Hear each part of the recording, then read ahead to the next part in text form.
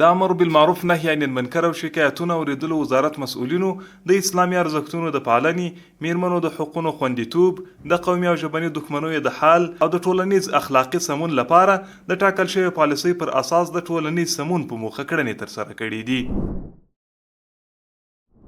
په دې اونۍ کې د امر بالمعروف نهي عن المنکر او شکایتونو اوریدلو وزارت محتسبینو د امیرالمؤمنین حفظه الله له لوري د نوي فرمان د عملي کولو او د یوې سالمې ټولنې د رامنځته کولو په موخه له کاپیسا او سرپل ولایتونو څخه 215 تنه رواني ناروغان راټول او د یادو ولایتونو اړوندو سرې میاشتې ریاستونو ته یې د درملنې په موخه ورپېژندلي دي. د دې وزارت محتسبینو په دې اونۍ کې د میرمنو د حقوقو اړوند 30 بېلابېلې قضیې حل کړي دي چې په دې قضیو کې 12 د کورنۍ تاوتریخوالي، 4 د میراث، 8 د غیر شرعي نکاحګانو، 4 د ولور، 4 د نفقې ورکړې او پاتې 4 د طلاق قضیې حل شوي دي.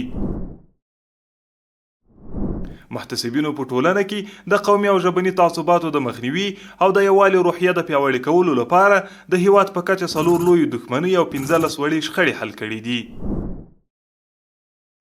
دغه راز د امر بالمعروف نهي عن المنکر او شکایتونو اوریدلو وزارت محتسبینو په ټولنه کې د ناوړو دودونو د مخنیوي، ټولنیز عدالت د تامین او د خرافاتو د مخنیوي په موخه 8 تنه کوډګر نیولي او د شرعي پریکړې په موخه عدلي او قضایي ارګانونو ته ورپېژندلي دي.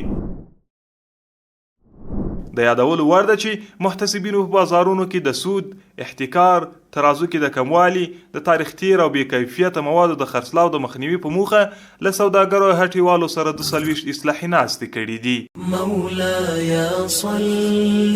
وسلم دائما ابدا.